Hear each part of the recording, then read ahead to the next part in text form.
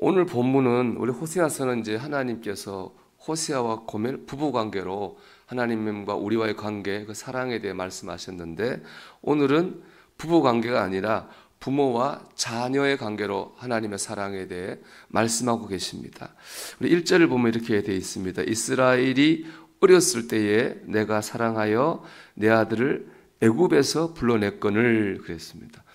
이스라엘이 어렸을 때 애굽에서 불러냈다는 말은 뭐냐 하면은 이스라엘 민족이 애굽에서 종살이하고 있었잖아요. 그때 하나님께서 그들을 애굽에서 불러내어 하나님의 백성을 삼으신 그 사건을 말하는 겁니다. 하나님은 이스라엘 백성이 귀족일 때, 높은 직위에 있을 때 그들을 불러낸 게 아닙니다.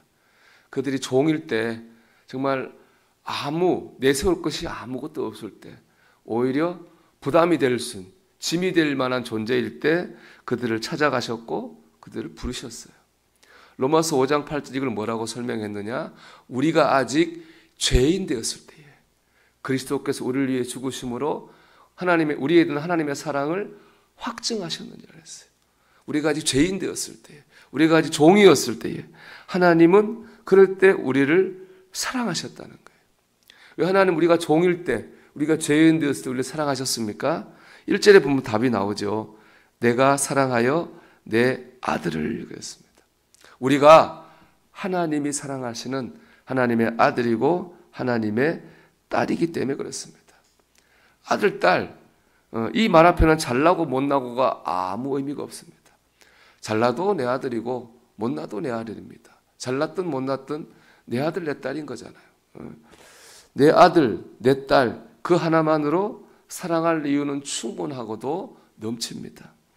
하나님이 이렇게 이스라엘 백성을 사랑하셨다는 거죠. 우리를 사랑하셨다는 거예요. 그런데 이스라엘 백성은 그런 하나님의 사랑을 배신하고 줘버렸습니다. 7절의 말씀을 보면 이렇게 되어 있죠. 내 백성이 끝끝내 내게서 물러가나니 비록 그들을 불러 위에 계신 이에게 오라 할지라도 일어나는 자가 하나도 없도다. 이스라엘 하나님 배신하고 떠났어요. 여기 보면 끝끝내라는 말이 있잖아요. 이건 이제 그 개역 성경에 보면은 결심하고 이렇게 표현하고 있거든요. 개역 성경 보면 내 백성이 결심하고 내게서 물러가나니 그랬어요. 그러니까는 이스라엘 백성이 하나님을 배신한 것은 우연이 아닙니다. 실수가 아닙니다. 뭐예요? 작정하고 배신을 한 거예요. 이게 우리의 중심이에요. 우리가 하나님을 우연히 버리고 실수로 버리지 않아요. 우리가 알면서 그러면 안 되는지 알면서도 하나님 불순종하잖아요. 그러면 안 되는지 알면서도 하나님 마음을 아프게 하잖아요. 작정하고 하나님을 버리는 거죠. 여러분이 부모라면은 끝끝내 자기를 작정하고 배신하는 자식 어떻게 하겠습니까? 그 몇 해 전인가요? 좀 된 것 같은데 그런 뉴스를 봤어요. 부모가 자식한테 유산을 물려줬어요. 다 팔아서 줬어요. 대신에 자식은 부모를 잘 섬기기로 약속을 했어요. 근데 자식이 약속을 깨고 돈을 받고 난 다음에는 부모를 냉대한 거예요. 어떻게 했냐? 부모가 소송을 했어요. 유산을 돌려달라고. 그래서 불효법이 생겼잖아요. 앞으로 부모가 그렇게 줬는데 자식 효도하지 않으면 그 물론 유산을 돌려받는 불효법이 제정이 됐거든요. 그게 틀린 게 아닌 것 같아요. 그게 맞는 거죠. 근데 그런 관점에서 보면은 하나님은 이스라엘을 버려야 되는 겁니다. 하나님은 우리를 버려야 되는 거예요. 근데 하나님은 그렇게 하지 않아요. 8절 말씀 보세요. 에브라임이여 내가 어찌 너를 놓겠느냐. 이스라엘이여 내가 어찌 너를 버리겠느냐. 이게 하나님의 사랑입니다. 내가 어찌 너를 놓겠느냐. 내가 어찌 너를 버리겠느냐. 이것이 우리를 향한 하나님의 사랑인 줄 믿습니다. 내가 어찌 버리겠느냐. 어찌 놓겠느냐. 그래서 하나님 사랑 앞에 서면은 세상에 줄 수 없는, 세상이 알 수 없는 위로를 받고 힘을 얻는 것이죠. 여러분, 하나님께서 여러분을 사랑하십니다. 이 사랑을 믿는다면 한 가지 오늘 우리 자신에게 적용하기 원합니다. 그건 뭐냐? 나를 사랑해야 되겠다는 거예요. 하나님이 나를 사랑하는 걸 믿는다면 하나님이 사랑하는 나를 내가 사랑해야 될 줄 믿습니다.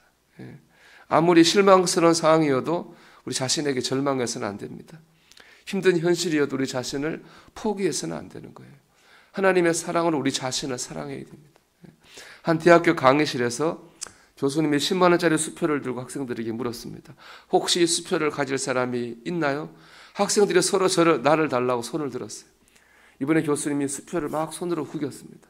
그리고 다시 학생들에게 물었습니다. 그러니까 학생들이 똑같이 다 내게 달라고 그랬습니다. 이번에 교수님이 그 수표를 바닥에 놓고 구둣발로 막 짓밟았어요. 흙이 막 묻었죠. 그걸 듣고 다시 학생들에게 물었습니다. 이 수표를 가질 사람이 있나요? 학생들이 저마다 다 더 크게 나를 달라고 그렇게 소리를 쳤어요. 교수님이 물었습니다. 이렇게 구겨졌는데도 괜찮아요? 그래서 학생들이 웃으며 말했습니다. 에이, 그래도 10만 원인데요, 뭘. 여러분, 그렇죠? 그 수표가 변하지 않잖아요. 뻣뻣했을 때나, 구겨졌을 때나, 흙에, 발에 밟혔을 때나, 그 수표의 가치에는 변함이 없습니다. 이것이 우리를 바라보는 하나님의 시선입니다. 우리가 잘 나갈 때 있죠. 빳빳한 수표처럼. 그러나 고난을 만나서 구겨진 인생 같을 때도 있습니다. 그런가 하면은 사람들에게 세상에 짓밟혀서 멸시와 모욕을 당할 때도 있습니다. 그러나 그 어떤 상황에서도 우리를 바라봐 주시는 하나님의 시선에는 변함이 없습니다. 어찌 너를 놓겠느냐? 어찌 너를 버리겠느냐? 너는 내 사랑하는 아들이고 너는 내 사랑하는 딸이라. 이것이 우리를 바라보시는 하나님의 시선인 줄 믿습니다. 우리가 그것을 믿는다 하면은 다른 누가 아니라 내가 나를 그렇게 바라봐야 될 줄로 믿습니다. 그게 바로 하나님의 사랑을 믿는 것이죠. 여러분, 오늘 한날 난 하나님의 아들이야, 난 하나님의 딸이야, 이런 중심을 가지고 하나님의 사랑으로 나를 사랑하는 하루가 되기를 주님의 이름으로 축원합니다.